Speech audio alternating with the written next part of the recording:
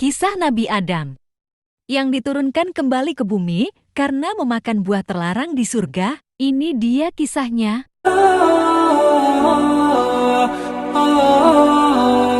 Mukjizat Nabi Adam adalah sebagai manusia dan khalifah pertama di bumi.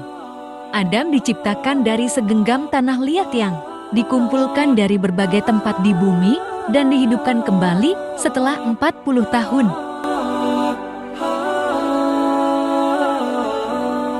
Untuk menemani Adam, Allah menciptakan Hawa, wanita pertama yang diciptakan dari sepotong tulang rusuk kiri terpendek milik Adam.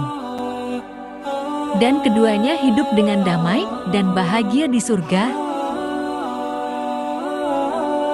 Namun suatu hari, manusia pertama ini lupa akan aturan yang diberikan dan tergoda dengan bujuk rayu syaitan, sehingga Adam dan Hawa diusir dari surga dan mendarat di bumi pada hari Jumat tanpa membawa apapun bahkan kain penutup badan.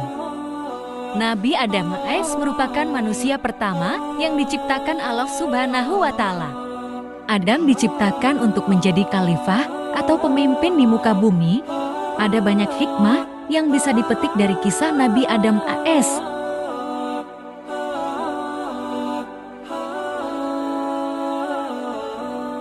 Suatu ketika, Allah Subhanahu wa Ta'ala memberitakan kepada para malaikat bahwa Ia akan menciptakan makhluk dari bangsa manusia. Makhluk ini diciptakan dari tanah di bumi yang nantinya juga akan menjadi khilafah di bumi. Kisah ini terdapat dalam surat Al-Baqarah ayat 30. Ingatlah ketika Tuhanmu berfirman kepada malaikat, "Sesungguhnya aku hendak menjadikan seorang khalifah di muka bumi." Terjemahan surat Al-Baqarah ayat 30. Allah pun memerintahkan para malaikat untuk mengambil tanah di muka bumi. Malaikat Israel berhasil menjalankan tugas dari Allah untuk Allah Subhanahu wa Ta'ala lalu menciptakan manusia sebagai makhluk yang paling sempurna. Manusia diberi akal, tubuh, dan jiwa. Allah melengkapi ciptaan itu dengan meniupkan ruh Nabi Adam. Saat ruh di mulut, Adam bersin sambil mengucapkan Alhamdulillah, segala puji bagi Allah. Itulah ucapan pertama dari seorang Adam, manusia pertama di saga. Allah menyambut ucapan Adam dengan menjawab Yarhamukallah. Allah melengkapi Nabi Adam dengan ilmu pengetahuan. Para malaikat pun diminta untuk bersujud sebagai bentuk penghormatan pada Adam. Saat semua malaikat bersujud, ada makhluk berupa iblis dari bangsa jin yang menolak untuk bersujud. Iblis menolak untuk bersujud karena merasa lebih baik dari manusia karena diciptakan dari api. Mendengar jawaban itu, Allah lalu mengutuk iblis dan mengusir mereka dari surga. Nabi Adam pun berdiam dan hidup di surga selama beberapa waktu. Suatu ketika Adam merasa kesepian dan Allah pun menciptakan Hawa untuk menemani Adam. Adam pun menikahi Hawa dan mengizinkan mereka berdua tinggal di surga dengan syarat tidak mendekati pohon kuldi. Bertahun-tahun Adam dan Hawa mengatur aturan itu hingga setan perlahan terus mencoba merayu mereka dengan tipu daya. Tipu daya berhasil. Nabi Adam lalu memetik buah pohon tersebut dan memakannya bersama Hawa. Namun, setelah itu Adam dan Hawa langsung dihinggapi rasa bersalah dan aurat mereka tiba-tiba terbuka.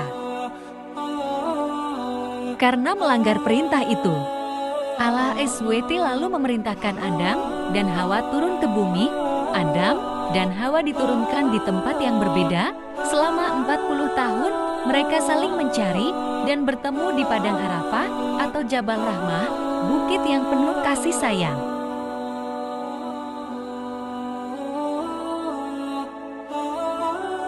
Saat turun di bumi, Adam meratapi kesalahannya. Adam dan Hawa memohon ampun kepada Allah dengan bertobat. Bumi yang berbeda dibandingkan surga membuat Adam dan Hawa banyak belajar dari berbagai tantangan dan kesulitan, mulai dari bercocok tanam, beternak, dan melindungi tubuh dari berbagai cuaca. Adam dan Hawa juga membangun keluarga di bumi dengan melahirkan hingga 40 anak. Banyak riwayat yang menyebutkan anak-anak Nabi Adam dan Hawa dilahirkan secara kembar. Sebagai khalifah di bumi, Adam juga diangkat sebagai nabi dan rasul yang bertugas berdakwah di bumi. Adam menyampaikan dakwah kepada istri dan anak-anaknya mengenai ajaran keimanan kepada Allah Subhanahu wa Ta'ala. Nabi Adam juga menghadapi persoalan antara anaknya, Kabil yang membunuh Habil. Adam sangat murka terhadap Kabil. Allah lalu mengaruniai Nabi Adam dengan anak laki-laki yang tidak memiliki saudara kembar yang diberi nama Sits. Sits merupakan anak yang cerdas dan berakhlak baik, keturunan Sitska.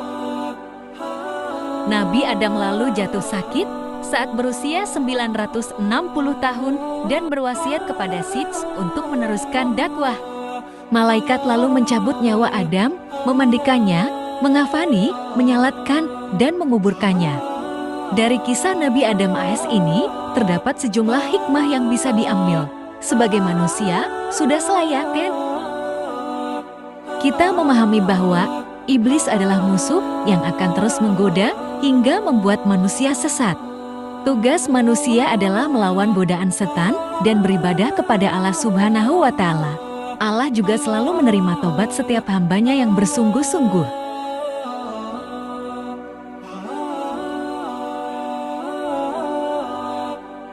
Demikian cerita Nabi Adam hari ini. Jangan lupa saksikan kisah nabi-nabi berikutnya, subscribe channel kita, agar lebih baik ke depannya. Terima kasih.